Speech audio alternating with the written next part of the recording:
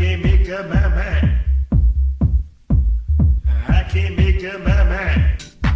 Huh. Greetings, Professor Guzman. I'm John Doerr, and I offer this PowerPoint presentation as my Week 4 assignment.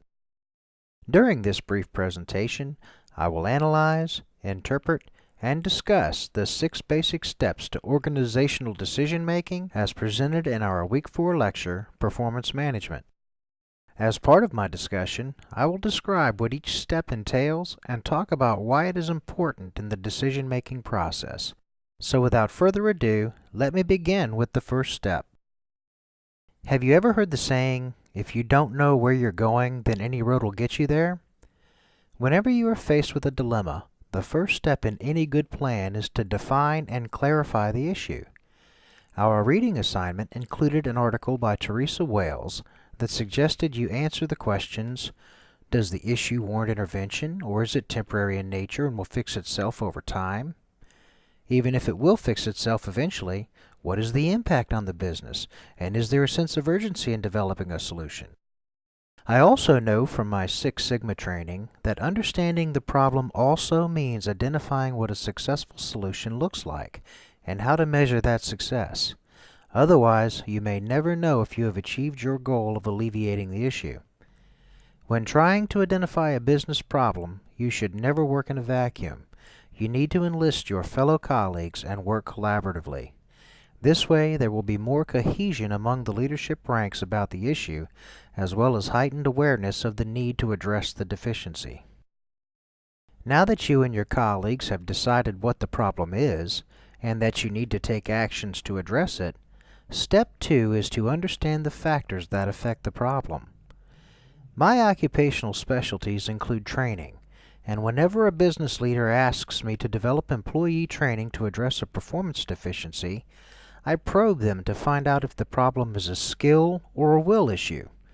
I do this because I know that a training solution is a viable option for employee skill deficiencies, but will not provide any sort of lasting resolution for issues dealing with an employee's willpower.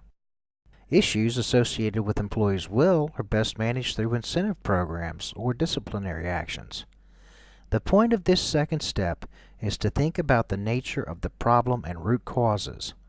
A wise man once told me that most reasonable people, when armed with the same information, will come to the same conclusion. And in this case, the value in collaborating with your colleagues is that they may have knowledge about the situation that you don't currently possess, and this knowledge may change the way you would proceed toward rectifying the problem.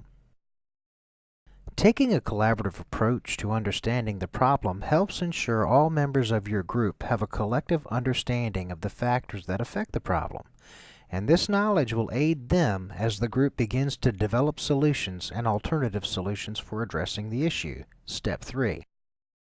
In the same way as suggested in the article by Michael Mankins and Jenny Davis-Pacude, I am of the belief that everyone that comprises the decision-making group should have and know their individual roles.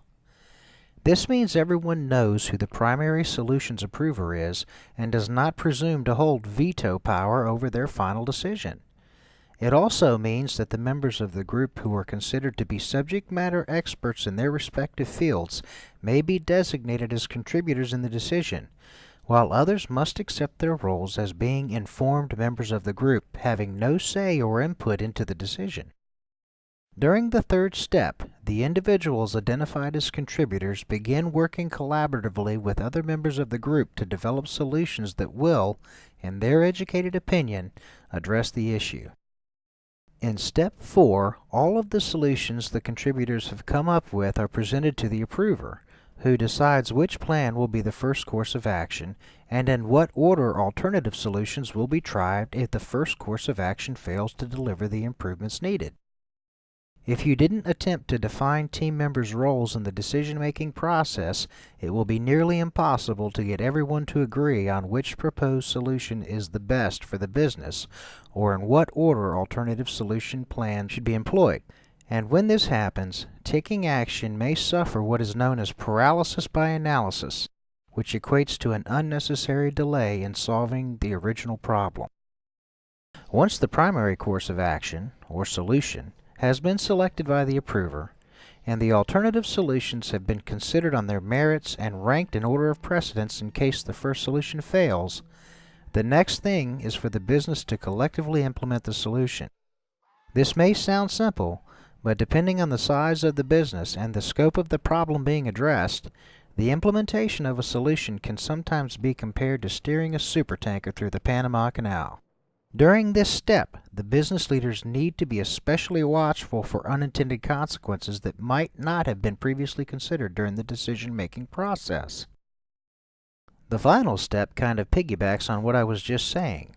You have to monitor results to be sure your solution is working, and if you find it isn't, then you must be prepared to move on to the next alternative solution and begin the implementation process, step 5, all over again.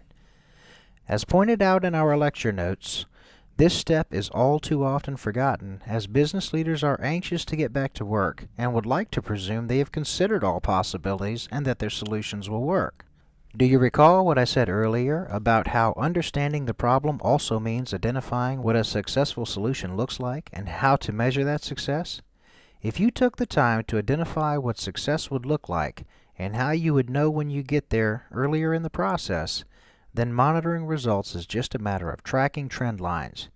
If you didn't decide earlier how results would be measured, then you may find yourself in a bit of a conundrum, not really knowing if your solution is truly having an impact or if you should switch tactics and employ one of the alternative solutions. During this presentation, I discussed the 6 basic steps to decision making. Do you have any questions? If you do, I hope you will send me an email and I will do my best to answer your questions in a timely manner. For now, please stand by for my references and thank you for your time. It's all mixed up. It's all mixed up.